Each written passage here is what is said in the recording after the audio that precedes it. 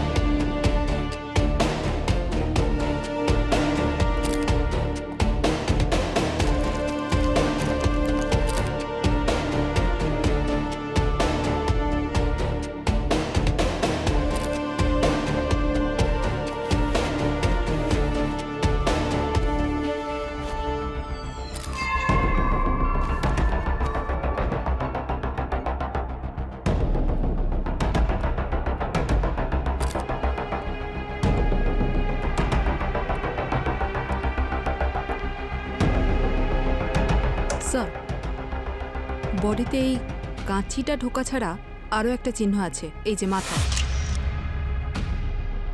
গায়ের শক্তি দিয়ে কাজিটা ঢুকিয়েছিল, অর্ধেকটার বেশি ভিতরে ঢুকে গেছে। মনে হচ্ছে খুন হওয়ার আগে মারামারি হয়েছে এখানে। ঘরের সমস্ত জিনিসপত্র ছড়িয়ে ছিটিয়ে আছে। ভাই, এই রক্তের দাগ ওখান থেকে দরজা পর্যন্ত এসেছে, বা এটাও বলতে পারি দরজা থেকে এই পর্যন্ত। হতে পারে খুনি ওর মাথায় কোনো জিনিস দিয়ে আঘাত করেছে, আর যখন ও আহত হয়েছে তখন নিজেকে বাঁচানোর জন্য দরজার দিকে ছুটে গেছে। খুনি ওর পেছনে দৌড়েছে আর কোনোভাবেই হোক ওকে টেনে নিয়ে এসে এখানে ফেলে দিয়েছে, আর তারপর কাঁচি দিয়ে খুন করে। পঙ্কজ, এখানে যতগুলো রক্তের দাগ আছে সব কটা স্যাম্পেল নাও। স্যার। আর পুরবি, নেহার বডিকে ফরেন্সিক ল্যাবে পাঠানোর ব্যবস্থা করো।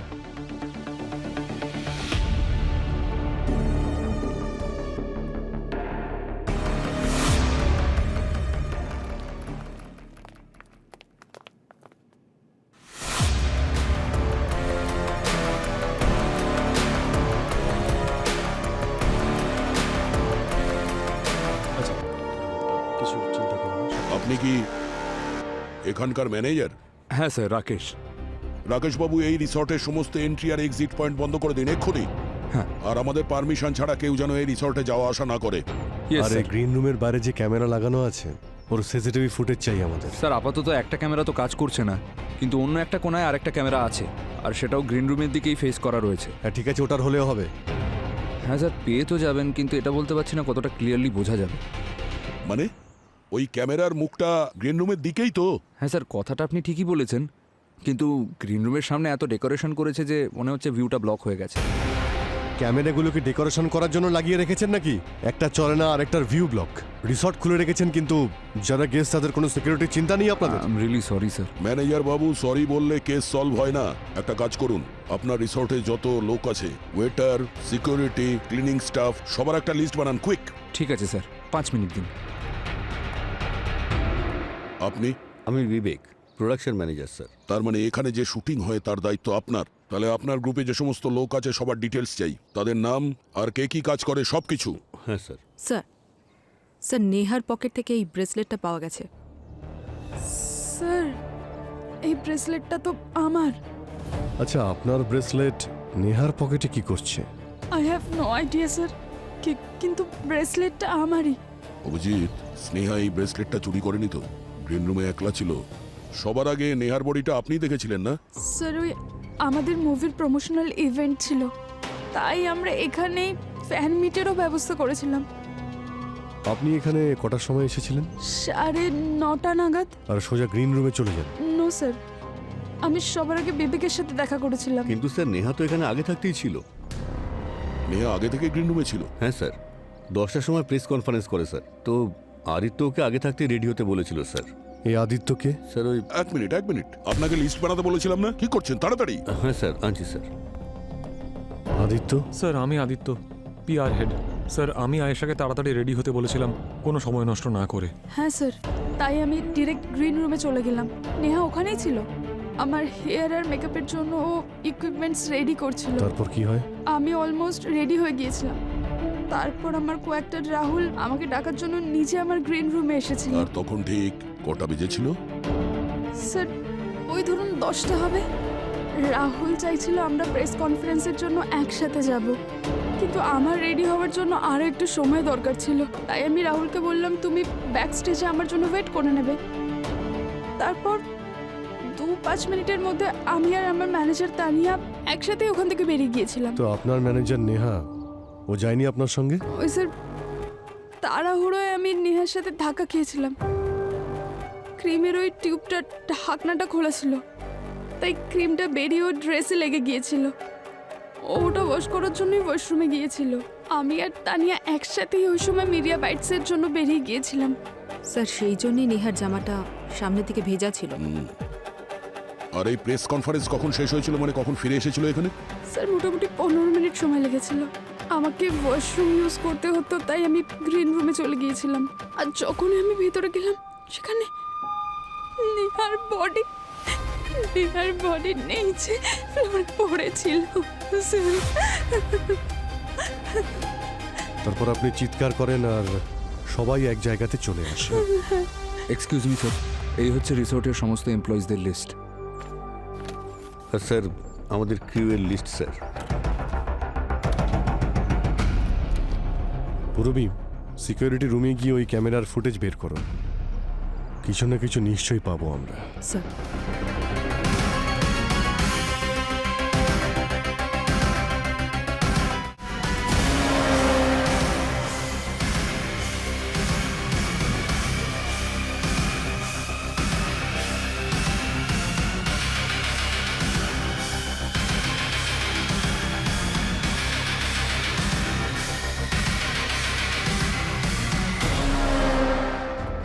আসুন ম্যাডাম, ওইখানে ক্যামেরা।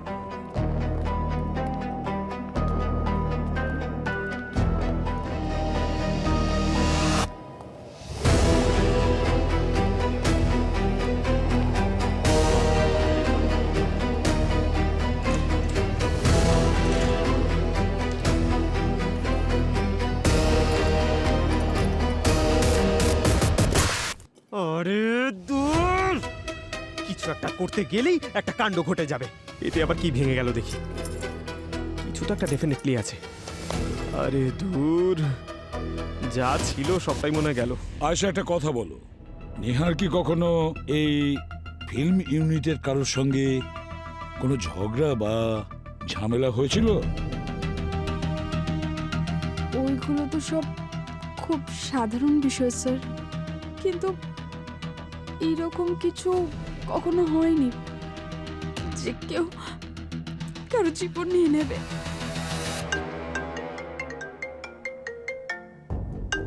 পঙ্কজ ভিডিও কল করছে।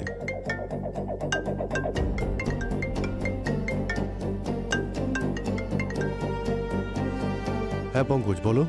আরে স্যার, ওই ব্যুরোতে কি আয়শা রয়েছে এখনো? হ্যাঁ আছে, কিন্তু কেন? আরে স্যার, একটা গন্ডগোল হয়েছে। কিছু তো একটা গন্ডগোল করেছে। এক মিনিট। আয়শা দেবী, আপনি প্লিজ এখানে আসবেন। Yes sir. হ্যাঁ পঙ্কজ, বলো। আরে আয়শা, আপনার গ্রিন রুমে না আমি একটু তল্লাশি নিচ্ছিলাম, তাই আপনার ব্যাগ রাখা ছিল, ওর মধ্যে একটা গিফট ছিল, সেটা নিচে পড়ে যায়, আর ওই বক্সের ভেতরে যে আইটেমটা ছিল সেটা বোধহয় ভেঙে গেছে। সেই জন্য আপনাকে সরি বলার জন্যই এই ভিডিও কলটা করেছিলাম আমি। কিন্তু এই গিফট বক্সটা তো আমার না, এটা তো আমি আজ প্রথমবার দেখছি। আরে কিন্তু এই ব্যাগটা তো আপনারই, তাই না? তার মধ্যেই তো এই গিফটটা ছিল। আই হ্যাভ নো আইডিয়া, জানি না কি আমার ব্যাগে রেখেছে। ইনফ্যাক্ট আজ আমি যখন মিডিয়া বাইটের জন্য গিয়েছিলাম তখনও পর্যন্ত এটা আমার ব্যাগে ছিল না। তাহলে এটাও তো হতে পারে নেহা এটা রেখেছে, বা হয়তো। পঙ্কজ, বক্সটা খুলে দেখো ভেতর কি আছে।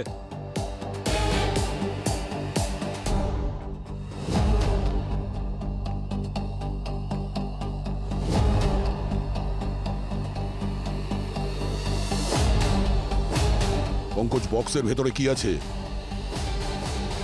স্যার, এটা একটা নেকলেস, আর এই নেকলেসটা নীল চুল দিয়ে বানানো, আর এই নেকলেসে আয়শার ফটোও রয়েছে। তাহলে উইকের চুল হতে পারে। ব্লু কালারের উইগের চুল?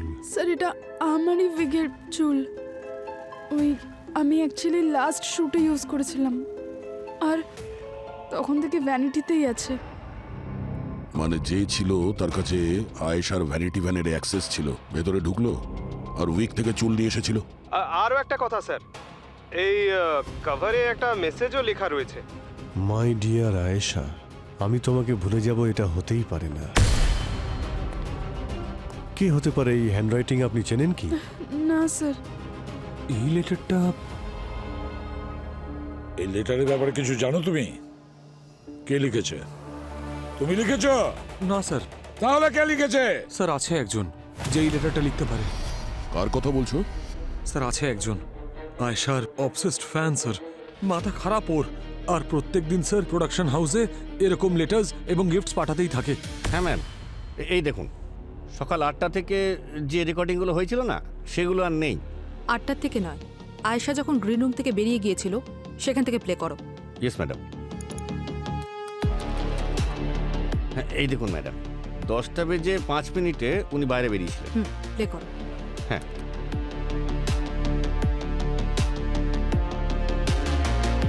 স্যার কয়েক মাস আগে আয়েশার মুভি রিলিজের অ্যানাউন্সমেন্ট হওয়ার কথা ছিল, আর তবে থেকে প্রোডাকশন হাউসে ফ্যানেদের লেটার এবং গিফট আসতেই থাকতো, যেটা খুবই নর্মাল স্যার। কিন্তু স্যার তাদের মধ্যে আয়েশার এমন একজন ফ্যান ছিল যে ফুললি অবসেসড, মাথা খারাপ ও স্যার, আর এরকম ধরনের খুব অদ্ভুত গিফট এবং লেটার পাঠিয়েছে প্রোডাকশন হাউসেও। আদিত্য, তুমি এগুলো আগে আমাকে কেন বলনি? আয়েশা, আমি এই কথাটা তানিয়া আর বিবেককে আগেই বলে দিয়েছিলাম। আমি তোমাকে এসব এই জন্য বলিনি কারণ আমি চাইনি এইসব ছোটখাটো বিষয় নিয়ে তুমি কোনো স্ট্রেস নাও, আর এটা পাবলিকলি বাইরে চলে আসুক, আর আমাদের ফিল্মে তার কোনো এফেক্ট পড়ুক। কি ধরনের পিয়ার তুই? এরকম মশলাদার খবর তো পাবলিকের সামনে আসা উচিত, ফিল্মের পাবলিসিটি হয়ে যেত। স্যার ফিল্ম স্টারের জন্য ফ্যানেদের অবসেশন ইন্ডাস্ট্রিতে কমন স্যার। বাকি লেটারগুলো কোথায়? স্যার রিসর্টে আমার ব্যাগে আছে। বাকি লেটারগুলো তোমার ব্যাগে? কেন? স্যার ওগুলো আমি নিজের কাছে এই জন্য রেখেছিলাম যাতে কারোর হাতে না পড়ে, আর ভেবেছিলাম যে প্রমোশন হয়ে যাওয়ার পরে ওগুলোর ব্যবস্থা করব। সব লেটারগুলো চেক করতে হবে।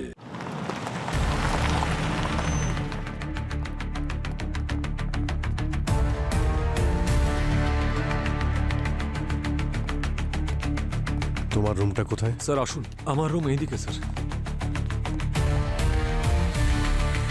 এই নাও জল খাও।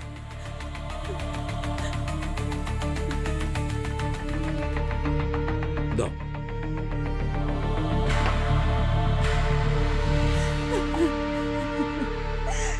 আয়শা, স্যার সব আমারই ভুল। আমার কখনোই নেহাকে রুমে একা ছেড়ে দেওয়া উচিত হয়নি। ফিল্ম আমার, ফ্যানও আমার, আর যত শাস্তি বেচারি নেহা পেল। দেখো এখনো পর্যন্ত প্রমাণ হয়নি যে তোমার ফ্যানের কারণেই নেহা খুন হয়েছে। তোমার কারণে কিচ্ছু হয়নি, বুঝেছো? আরো একটা কথা, যদি কিছু মনে আসে, কিছু যদি, তাহলে আমাকে বলবে, কেমন? ঠিক আছে? ওকে সাবধানে Yes, রেখো, sir. ওকে? আসুন স্যার, এইদিকে।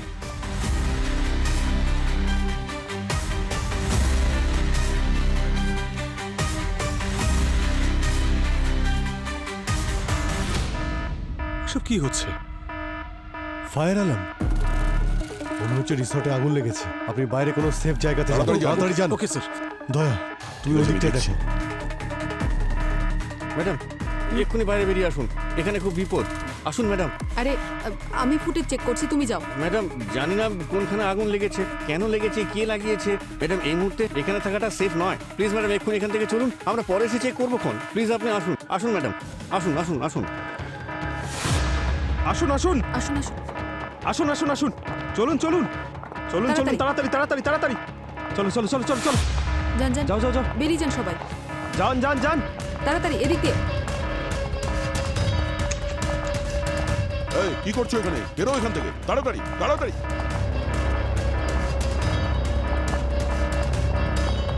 না না, ওইদিকে না, বাইরে যান, বাইরে যান, তাড়াতাড়ি বাইরে যান প্লিজ। এভরিবডি আউট, তাড়াতাড়ি বাইরে যান।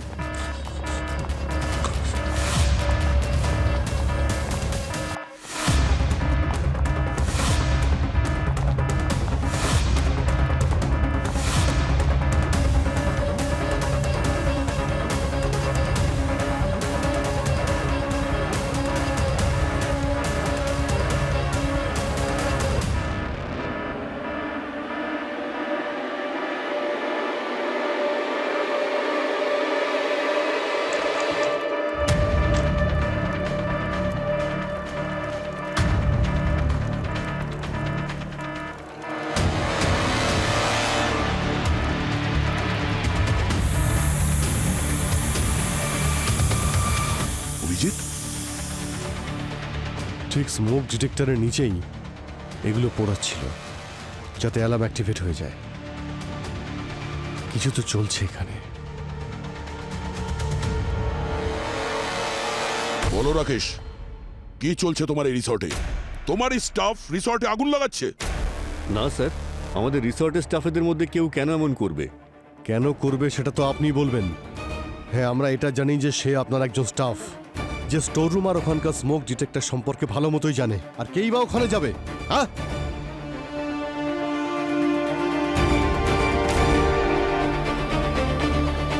ফুটেজ প্লে করো তাড়াতাড়ি। ম্যাডাম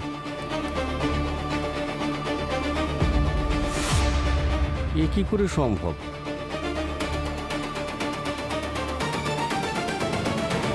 অভিজিৎ, দয়া, যদি এই রাকেশ এই রিসর্টের ম্যানেজার সত্যি বলে থাকে, তাহলে আগুন আর কে লাগাতে পারে সেটা তো বোঝা যাচ্ছে না। স্যার, ওর মুখ দেখে মনে হচ্ছে ও মিথ্যা কথা বলছে। স্যার 2 মিনিট সময় দিন আমাকে, সব সত্যি কথা বলতে শুরু করবে। দয়া, শান্ত হও। হ্যাঁ পুরবি। স্যার কেউ সকালে সব ফুটেজ ডিলিট করে দিয়েছে। What what? পুরবি, যে ঘরে আগুন লেগেছে তার আশেপাশের ফুটেজ চেক করো তাড়াতাড়ি। স্যার যে ফুটেজ ডিলিট করেছে সে সব ক্যামেরা ডিঅ্যাক্টিভেট করে দিয়েছে। মানে আমাদের কাছে ওই রিসর্টের কোনো ফুটেজ নেই? না স্যার। রিসর্টের কোনো ফুটেজ নেই।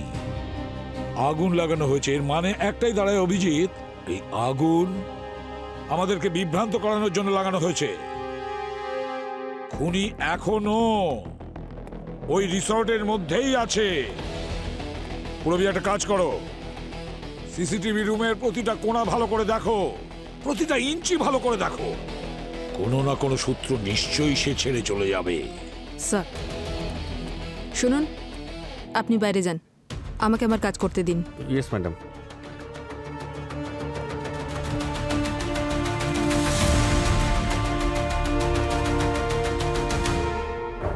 ওকে, তাড়াতাড়ি করো। দেখো খুনি এখনো রিসর্টে আছে, ও আমাদের নাগালের বাইরে যাওয়ার আগেই তাড়াতাড়ি বলে দাও। নাগালে বারে যাবে না বস, আমি কাজ শেষ করে এনেছি। এই দেখো, যে কাঁচিটা আমি ওর পিঠ থেকে বের করেছিলাম, সেখান থেকে আমি পেয়েছি এইটা। সুতো? হ্যাঁ, সুতো, নীল রঙের সুতো।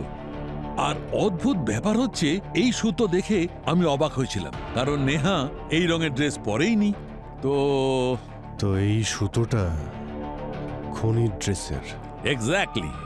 আর হ্যাঁ দেখো বস, এই যে সুতো আর এই যে কাঁচি, এর থেকে আমি ডিএনএ স্যাম্পল বের করেছি। একটা ডিএনএ তো এই আসল এই মেয়েটির, নেহার। আরেকটা হচ্ছে 30-32 বছরের একটি ছেলে। স্যার এই হলো সেই সমস্ত লেটারগুলো যা আয়েশার ফ্যানেরা ওকে পাঠিয়েছিল। ও, আর এটা হলো সেই গিফট বক্স যেটা আয়েশার ব্যাগে ছিল আর ওর ফ্যান পাঠিয়েছিল। আর এটা সেই চিঠি। এক মিনিট, মাই ডিয়ার আয়েশা, এই হ্যান্ডরাইটিং প্রায় একই। এই ডিয়ার।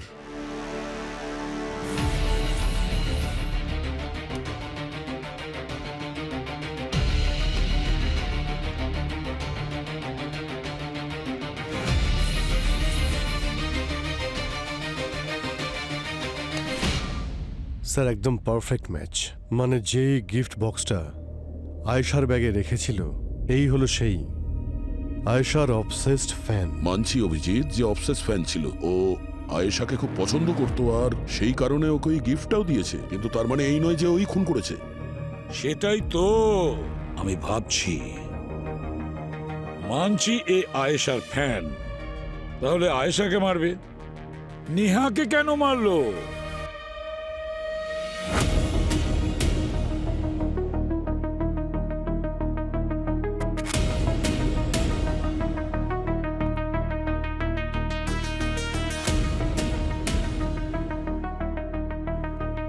এসব কি?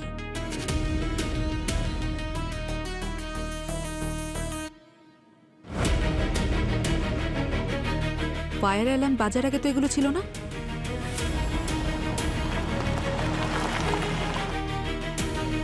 আর পুরবি এটা বলেছিল যে নেহার ড্রেসটা সামনে থেকে ভিজে ছিল। হ্যাঁ, আয়েশার সাথে ধাক্কা লাগায় ক্রিমটা ওর গায়ে পড়ে গেছিল, তাই ধুতে গিয়ে ভিজে গেছে হয়তো। এটাও হতে পারে যে ও ইচ্ছে করে আয়েশাকে ধাক্কা দেয় যাতে সে আয়েশার ব্রেসলেটটা চুরি করতে পারে। মনে আছে ব্রেসলেটটা ওর পকেট থেকে পাওয়া গিয়েছিল। আর আয়েশার এ ব্যাপারে আইডিয়াই ছিল না যে ওই ব্রেসলেটটা ওর কাছে এলো কি করে। এই রহস্য তো নেহার সঙ্গেই চলে গেছে, কিন্তু এটা তো শিওর যে খুন হওয়ার ঠিক আগে নেহা ওয়াশরুমে ছিল। তার মানে আয়েশার ফ্যান যখন ও দেখলো যে আয়েশা আর ওর ম্যানেজার তানিয়া ওরা দুজনে গ্রিন রুম থেকে বাইরে গেল, ও ভাবলো যে গ্রিন রুমে কেউ নেই। আর ও এটা ভাবতেই পারেনি যে ওয়াশরুমে নেহা আছে। ও ভেবেছিল যে সহজেই আমি নিজের কাজটা করবো আর বেরিয়ে যাব। কারেক্ট। আর যখন ও গিফটটা আয়েশার ব্যাগে রেখে এখান থেকে যাচ্ছিল, ঠিক সেই সময় নেহা ওয়াশরুম থেকে বাইরে বের হয়। সে খুনিকে দেখে আর তখন নেহা তাড়াহুড়ো করে দরজার দিকে দৌড়োয়। খুনি পিছন থেকে ওকে গিয়ে ধরে, তখন ধস্তাধস্তি হয়। খুনি টেনে হিঁচড়ে ওকে এখানে নিয়ে আসে আর তারপর কাঁচি দিয়ে ওকে খুন করে। মানে একটা ব্যাপার তো পরিষ্কার, ওই ফ্যান নেহার খুন করতে এখানে আসেনি। কারেক্ট। নেহার ভাগ্যটাই খারাপ ছিল, ও ভুল জায়গাতে ভুল সময়ে এখানে ছিল।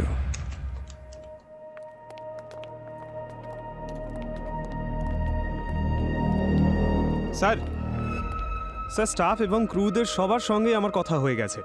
নেহাকে যখন মার্ডার করা হয় তখন সবাই যে যার কাজে ব্যস্ত ছিল। স্যার সিসিটিভি রুম পুরোটা চেক করলাম, ওখানে কিছুই পাইনি। কিন্তু স্যার এক ধরনের হোয়াইট পাউডার পেয়েছি কিবোর্ডে আর ডেস্কে। যেটা আগুন লাগার আগে ওখানে ছিল না। আমি ওই পাউডারটা ফরেন্সিক ল্যাবে পাঠিয়ে দিয়েছি।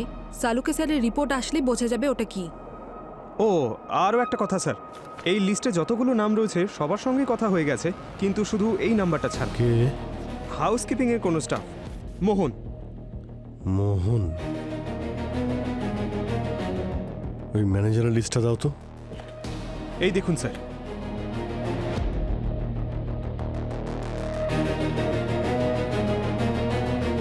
পেয়ে গেছি। কে মোহন?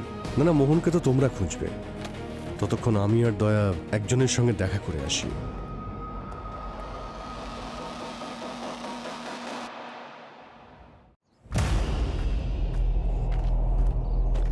এই দেবেশ কোথায়? আমি জানি না স্যার। তুমি দেবেশ? হ্যাঁ? না, দেবেশ কোথায়? ওই যে স্যার ফোনে কথা বলছে। হ্যাঁ হ্যালো। হ্যাঁ সবটাই জানি। দেবেশ? আরে রে রে রে, কোথায় কোথায় কোথায়? দাঁড়াও দাঁড়াও, এই দাঁড়াও।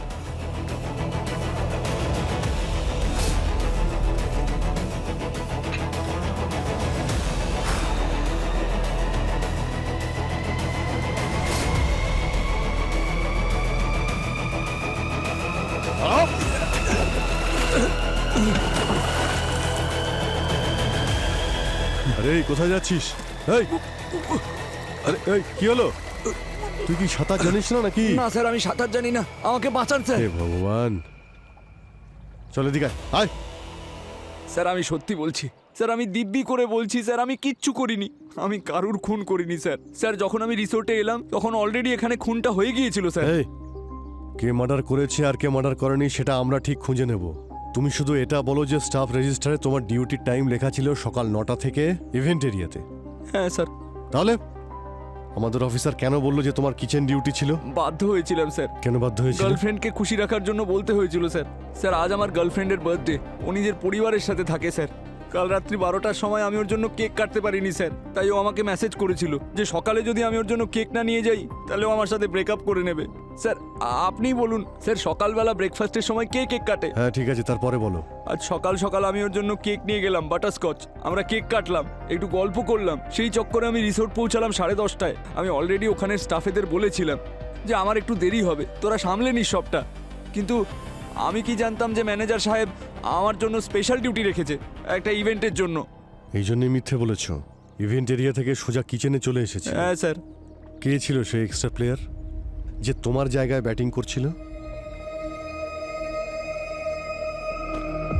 ওয়েটারের চাকরি বলে হোটেলের সব কাজ আমাকে দিয়েই করিয়ে নেয়। যেদিন আমার মুড খারাপ হয়ে যাবে না, সেদিনই হোটেলের ব্যান্ড বাজিয়ে দেবো আমি। আরে রাজু ভাই, যদি এই হোটেলের কিছু হয় তাহলে তোমার বন্ধু দেবেশের কি হবে? আমি ঠিক বুঝতে পারলাম না স্যার। আরে সেই জন্যই তো বলছি, এই বাদাম বাদাম তো খেতে হবে। বাদাম খেলে না মাথা খুব পরিষ্কার হয়ে যায়। নাও। তা না তো কি, তুমি সকালে ওই সিমেন্টের জায়গাতে ছিলে, সেটা তুমি আমাদের কেন বলনি? তুমি আমাদের মিথ্যে বলেছো। একজন সিআইডি অফিসারকে মিথ্যে বললে কি শাস্তি হতে পারে তুমি জানো দয়া? আমি তো জানি, কারণ আমি এই বাদাম খাই। ওকে বোঝাতে হবে। কোথায় যাচ্ছিস? কোথায় যাচ্ছিস? দাঁড়া দাঁড়া। মারবেন না স্যার, মারবেন না প্লিজ, বলছি আমি সব বলছি। তো বলে ফেলো, তুমি এখানে কি করছো? স্যার কাজ তো আমাকে ম্যানেজার ইভেন্টে আসা লোকেদের সাহায্য করারই দিয়েছিল। আমি তো শুধু দেবেশকে সাহায্যই করছিলাম যাতে ও নিজের গার্লফ্রেন্ডের সঙ্গে দেখা করে আসে। তাহলে তুই মিথ্যে বললি কেন? ওই আসলে মানে আমি দেবেশকে নয় স্যার, আমার অন্য আরেক বন্ধুকে আমি বাঁচাচ্ছিলাম। যদি আপনাদের বলে দিতাম যে আমি ইভেন্ট এরিয়াতে ছিলাম তো। কোন বন্ধু? আমি ওকে দেখিনি স্যার, কিন্তু হাউসকিপিংয়েরই কেউ ছিল, যে ওই হিরোইন আয়েশা ম্যাডাম আছেন না, ওনার ঘর থেকে বেরোচ্ছিল। ওকে বাঁচানোর জন্যই আমি মিথ্যে বলেছিলাম। তুমি ওর মুখ দেখোনি? না স্যার। আর জানো না যে সে কে? না স্যার। তাহলে বন্ধু কি করে হলো? মানে স্যার হাউসকিপিংয়ের ড্রেস পরেছিল, আর একই ছাদের নিচে আমরা একসাথে কাজ করি, তো বন্ধুর মতোই হলো না স্যার? যদিও খুন করে থাকে তাহলে ওর জায়গায় তুই জেল যাবি, তাই না? না স্যার।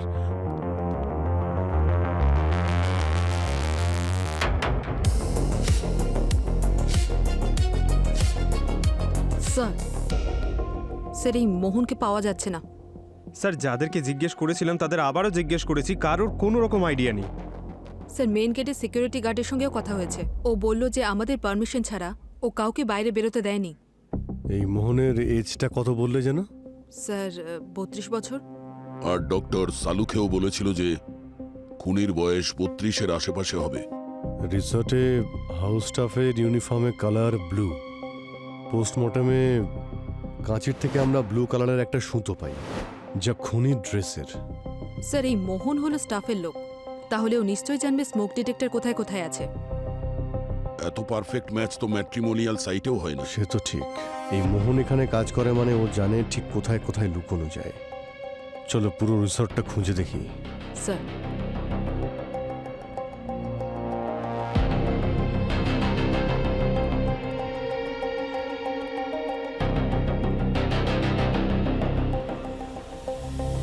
দয়া স্যার, অভিজিৎ স্যার আলাদা আলাদা জায়গায় খুঁজছেন। টেরিসে আসার আইডিয়াটা আমার ছিল।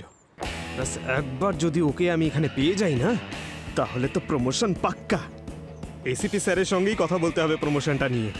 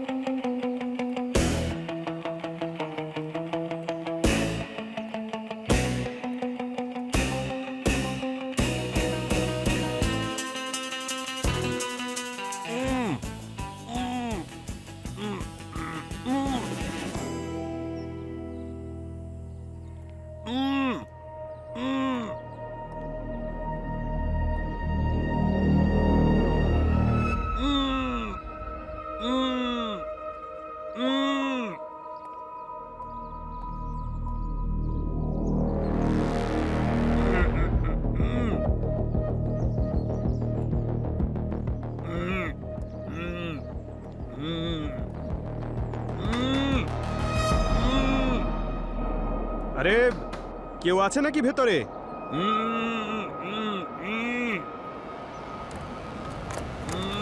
এই!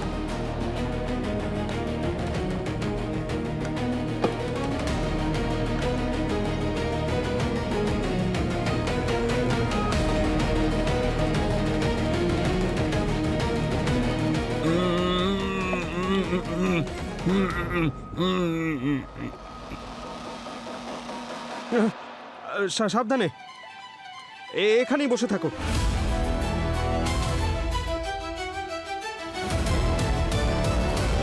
স্যার, স্যার মোহনকে পেয়ে গেছি। এখানে টেরিসে ওয়াটার ট্যাঙ্কের ভেতরে রয়েছে ও। জলের মধ্যে মাছের মতো সাঁতার কাটছে ও। হ্যাঁ ঠিক আছে স্যার, শিকারই তো দেখছি এখানে শিকার হয়ে গেছে। আর এই কাপড়টাও পাওয়া গেছিল ট্যাঙ্কে, রক্ত লেগে আছে এতে। কি হয়েছিল কি তোমার সঙ্গে? স্যার ঠিক মতো তো মনে নেই আমার, কিন্তু যখন ওই আমি 9:30 পৌনে 10টা নাগাদ ওয়াটার ট্যাঙ্কের কাছে ঝাঁট দিচ্ছিলাম, তখন আমার মনে হলো যে কোনো একটা লোক যেন হেঁটে হেঁটে আসছে। আমি মুখ ঘোরানোর আগেই ও আমার কাছে এসে জোরে আমার মাথায় একটা আঘাত করলো, আর আমি ওখানে অজ্ঞান হয়ে যাই। ওকে, আর কখন তোমার জ্ঞান ফিরে আসে? সময়টা তো ঠিক বলতে পারবো না স্যার, কিন্তু যখন চোখ খুললো দেখলাম আমি জলের মধ্যে রয়েছি, আর আমার জামা কাপড় ওই পাশে পাশে পড়েছিল। ব্যাপারটা একদম সহজ বস। ওর ইউনিফর্মটা আর আইডিটা ইউজ করেছে যাতে ও এই রিসর্টে সহজেই ঢুকতে পারে। কি স্যার? এই রিসর্টে একটা খুন হয়েছে, আর খুনি এখানেই কোথাও ঘুরে বেড়াচ্ছে। কি? মোহন, ওই লোকটার ব্যাপারে তোমার কিছু মনে আছে যে তোমার উপর অ্যাটাক করেছিল? আমি ঠিক মতো ওর মুখটা দেখতেই পাইনি স্যার। স্যার অজ্ঞান অবস্থায় ও আমাকে ট্যাঙ্কে ফেলার জন্য নিয়ে যাচ্ছিল, তখন আমি হাঁচির শব্দ শুনতে পাই স্যার। হাঁচির শব্দ? হ্যাঁ স্যার, ও বারবার খুব হাঁচছিল স্যার। চলো গিয়ে চেঞ্জ করে নাও, নাহলে তুমিও হাঁচতে শুরু করবে। ঠিক আছে স্যার। তোমরা তো স্টাফ আর ক্রুদের সঙ্গে কথা বলেছিলে, ওদের মধ্যে কারোর কি সর্দি কাশি হয়েছিল? না স্যার, এমন তো কারো ছিল না। হ্যাঁ স্যার, পুরো নর্মালি ছিল তার সব। মানে আমাদের খুনি একটু স্পেশাল। সেটা কি করে স্যার? এখানে কারোর না সর্দি হয়েছে আর না জ্বর। তাহলে খুনির হয়তো অ্যালার্জি আছে। হ্যাঁ, যখন ও মোহনের ওপর অ্যাটাক করেছিল তখন মোহন ঝাড় দিচ্ছিল। ঝাড় দেওয়া মানে ধুলো উড়ে যাওয়া। হতে পারে ওই ধুলো কিংবা মাটির জন্যে ওই অ্যালার্জির যা হয় রিয়াকশন হলো আর হাঁচতে শুরু করলো। তার মানে এইবার খুনির ঘাড় নয়, নাক চেপে ধরতে হবে। কিন্তু এটা কি করে করবো স্যার? জিজ্ঞাসাবাদ করবো সবাইকে, ও তো জানতে পেরে যাবে, পালিয়ে যাবে না স্যার? হ্যাঁ স্যার, কিন্তু এক এক করে তো টেস্ট করতে পারবেন না। বস, আজকে আয়েশার সঙ্গে ফ্যানদের মিট হওয়ার কথা না? সবাই রেডি থাকো। আয়েশার তার নাম্বার 1 ফ্যানের সঙ্গে দেখা করার সময় হয়ে গেছে। আর এটা মনে রাখবে পঙ্কজ, আয়েশার এন্ট্রিটা যেন চমকপ্রদ হয়। লেডিজ অ্যান্ড জেন্টলম্যান, আমাদের ফিল্মের হিরো রাহুল চলে এসেছেন। কিন্তু আপনাদের অপেক্ষার এবার অবসান হতে চলেছে, কারণ যে জুটির জন্য আপনারা এতক্ষণ ধরে অপেক্ষা করছেন তার অবসান এবার হতে চলেছে। Queen of your hearts, the one and only Ayesha.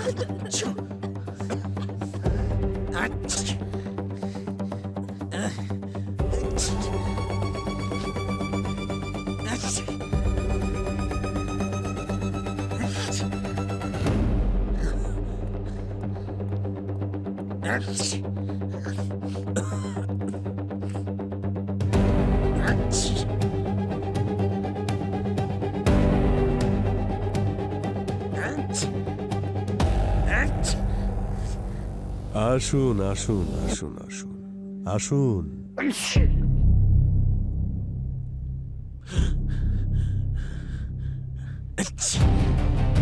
Madam, আমরা যেখানে ইভেন্ট হচ্ছিল সেখানেই ছিলাম। আমরা যে যার মতো প্রস্তুতি নিচ্ছিলাম। আরে আর কত হাঁচবি রে হেঁচো বুড়ো?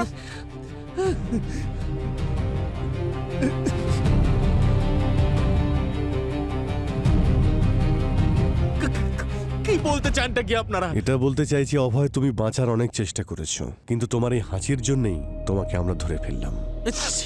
তুমি মোহনকে অজ্ঞান করে ট্যাঙ্ক পর্যন্ত তো নিয়ে গিয়েছিলে, কিন্তু তুমি এই যা শুরু করেছো এই হাঁচির ওখানেই ভেসে গেছো তুমি। অজ্ঞান অবস্থায়ও মোহন শুনতে পেয়েছিল। কে মোহন স্যার?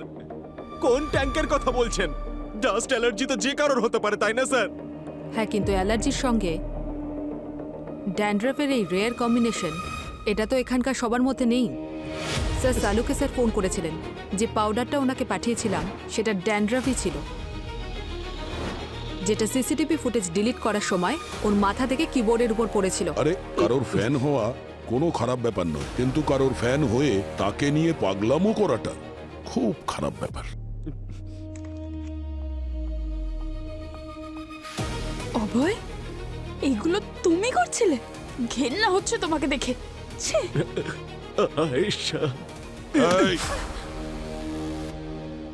আরে স্যার, আপনি তো প্রবাদ বাক্যটাই বদলে দিলেন। কোন প্রবাদ? মরতে মরতে বাঁচেনি, মরতে মরতে ফেসে গেছে। স্যার, কে এটা বলেছে যে আমি শুধুমাত্র আয়েশার ফ্যান? স্যার, আমি ওকে মন থেকে ভালোবাসতাম, আর আমি চেয়েছিলাম যাতে ও আমার ভালোবাসাকে নোটিস করুক। না জানি কতগুলো গিফট পাঠিয়েছি আমি ওকে, না জানি কতগুলো লেটার লিখেছি ওকে, কিন্তু একটা লেটারেরও রিপ্লাই দেয়নি আমাকে স্যার। তারপরে আমি এটা ডিসাইড করলাম যে যদি আমি ওর সামনে যাই তাহলে ওকে আমি আমার মনের কথা বলবো। ওখানে ওই রিসর্টে কি কি প্রোগ্রাম হতে চলেছিল সেটা তুমি কি করে জানলে? স্যার, আমি ওর সামনে যেতে চেয়েছিলাম, আর ওর সামনে যাওয়ার আগে ওর ব্যাপারে সবকিছু জানার প্রয়োজন ছিল। সেই জন্য আমি ওর সব মোমেন্ট ট্র্যাক করতে শুরু করলাম। একদিন আমার বন্ধু আমাকে এসে বলে, আয়েশার একটা ইভেন্ট হতে চলেছে, আর সেই ইভেন্টে ও ফটোগ্রাফার। 2 দিন আগে আমি আমার গাড়ি দিয়ে ওকে ধাক্কা মেরে দিয়েছি স্যার। ও মারা গেছে? না স্যার, হসপিটালে অজ্ঞান হয়ে পড়ে আছে ও। আর তারপর ওখানে তুমি ওই ইভেন্টে ওর জায়গাতে চলে যাও। স্যার, ইভেন্টে পুরো টিমের সঙ্গে প্রথমবার ওর মিটিং হতে চলেছিল, সেই জন্য ওর জায়গা নেওয়া আমার পক্ষে সহজ ছিল। আচ্ছা, এই মোহন, একে মারার উদ্দেশ্য কি ছিল? স্যার, একটা কথা বলুন তো, একজন ফটোগ্রাফার যদি আয়েশার গ্রিন রুমে যায় তাহলে যে কেউ তো সন্দেহ করবে, তাই না স্যার? যদি কেউ আমায় কিছু জিজ্ঞাসা করতো তখন আমি কি বলতাম? হাউসকিপিং এর লোক যে কোনো জায়গায় যেতে পারে, এটাই স্বাভাবিক। এই জন্য তুমি মোহনকে অ্যাটাক করেছো, ওকে অজ্ঞান করে দিয়েছো, আর ওর ড্রেস পরে হাউসকিপিং এর লোক সেজেছে। হাউসকিপিং এর লোক সেজে তুমি রিসর্টটাকে ভালো করে দেখে নাও, তারপরে স্টোর রুমে গিয়ে স্মোক ডিটেক্টরের নিচে আগুন লাগিয়ে দাও। আর যখন হইচই শুরু হয় তখন তুমি সিসিটিভি রুমে গিয়ে সমস্ত ফুটেজ ডিলিট করে দাও। এর মধ্যে এই নেহা কোথা থেকে এলো? ওকে প্রাণে মারার কি প্রয়োজন ছিল? আমি কোনোদিনও কাউকে মারতে চাইনি স্যার।